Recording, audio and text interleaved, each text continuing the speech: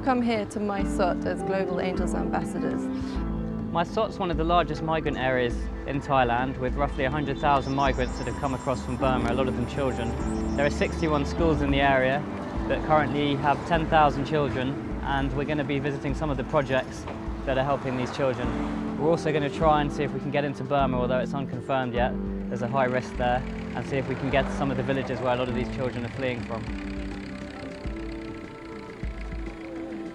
We're entering a part of Burma controlled by the DKBA, the Democratic Karen Buddhist Army.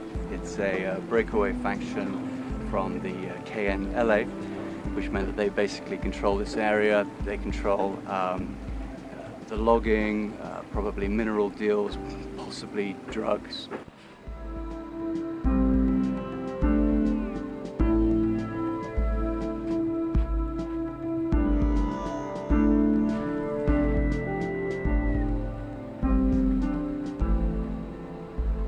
We've driven an hour in a DKBA military convoy from the border now, and we're at a village in Burma. This is a village called, Henry? Bode. Bode. Yes. And there's a little school here. Do you know how many people live in this village? Around 400. The school has how many students, roughly? 40 students. This is a primary school. Primary school starts from maybe 7 years. And the idea really and the focus is to improve the schools and the education here, and that will stop the children from being forced to go into Thailand. The students here, they don't have enough school supplies. Okay. School fees? 100 baht per student per year. Per year. So Okay. 100 baht. That's Even 100 £2 baht per year. Some parents, they don't have money to pay for that. So Poira, you've got a pretty big task here, looking after this school, and you cover other schools in the area as well.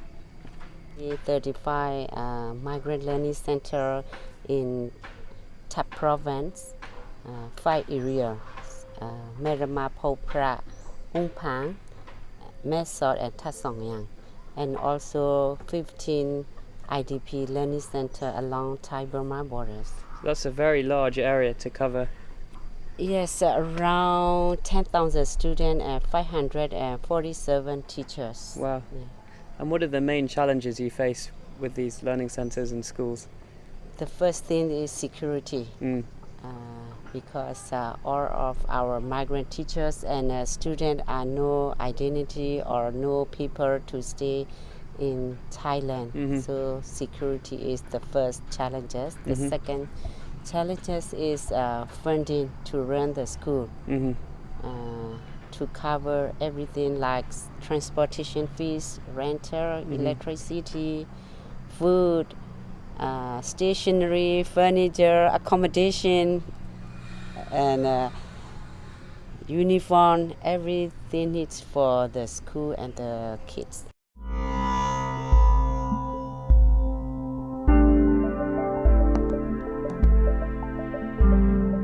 Would you tell me your name? My name is Tava. And your little sister? Her name is Labucha. About 10 years ago, in the village, his mother was killed in a landmine, and his father died of disease. So he had nowhere to go and no one to look after him and no family. So one of the people in the village brought him to this school here, and he's now found a home and a reason to live. These two cousins, 7 years ago, were captured by the SPDC in their villages and made to work as carriers, porters. What the SPDC with the children, when they capture them in Burma, is they either use them as human minesweepers, where effectively they just send the children out in front of the patrols and effectively blow them up if they were to stand on landmines, and therefore saving the army, or they tie them up 24 hours a day and make them carry water and supplies for the army. Fortunately for these two cousins and their family, they managed to flee their captors and lived in the jungle for 2 years in hiding. Their grandfather was shot by the military in front of them, so obviously they've been through a lot in their life, and unfortunately they've ended up across the border here in Thailand and at the school and been given a future. This is a teaching training program. We are taking grade 12 graduates and teaching them skills for teaching English, maths and science, teaching them conversational Thai and computer skills. Basically, we want to get them putting their skills back into the migrant area. I really want to be a teacher. I will go back to my school or somewhere. Yeah, I will teach them what I learned from Brighter Future. This is the Moi River. The riverbed is the official border between Burma and Thailand, and this is where a lot of the refugees from Burma come across on inner tubes and get into Thailand. There is military presence here, but the Thai military seem to turn a blind eye because obviously the Burmese refugees make very cheap labour workers. They work all day in the factories, very, very long hours for about 80 baht a day. And behind us also you can see a lot of the refugee camps from where the refugees are living, and obviously the way of life is far from acceptable. Some of the children are stealing, begging, some children are stealing the things, some children help the parents, and some children carry the baggage who trade in across the border. So the children has lost their education and the other care.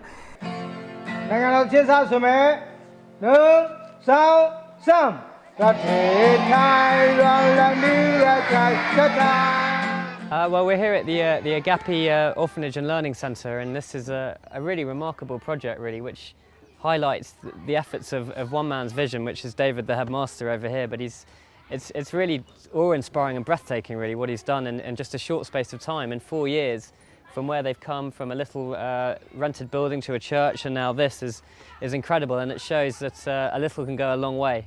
This morning we've danced and sung with the children, and it's really been a very moving experience. The other incredible thing is the water wells, and obviously there's a great natural resource of water below here, and it just took a little bit of effort and generous donations to be able to access that, and now they have clear, filtered, fresh water which feeds the whole school, which is great. It's all very much run as a family, and David appears to be a multitasker, be an architect, a teacher, a head teacher, anything. But obviously that's a great role model to children, and they're learning how to be self-sufficient and educated. It's a really good project.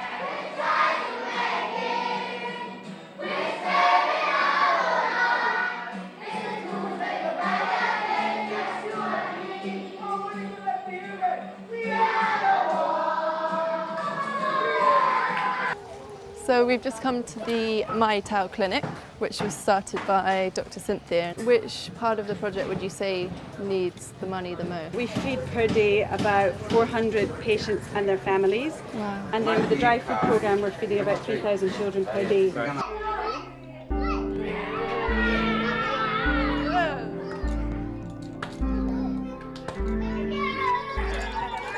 This is a boarding house supported by Social Action for Women, a Burmese group that helps children, women, and migrant laborers in Mae Sot. And in this house, there's over 50 children that are orphaned or abandoned. They have no parents. Many have lost their parents from HIV and AIDS.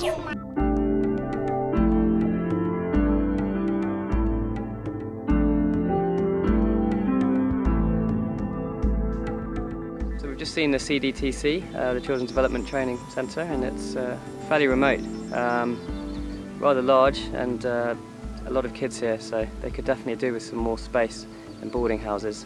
I think the headmaster said it was £200 buys them another boarding house, and that would really help the children. There seems to be water in the area potentially with the well we visited outside, but that's obviously not feeding the school. So I think there's definitely a scope to perhaps find out if we can get more water here. I've just met the headmistress of this school. We've just been shown around, and it's a really great run school. The main problem she was explaining to me is the lack of food to give the students. This would cost only £120 per month to feed the entire school just some rice, and double that if you wanted to add in the curry. So, you know, it's something that I think we could all just give such a little to, but it would make such a massive difference to these children. Behind me is a great example of a mushroom hut. There's over 1,000 small bags of the mushrooms behind me, which can produce in the first week up to about 80 kilos of mushrooms. The small bags last for 3 months, and obviously they feed the kids, and if there's any left over they can generate income.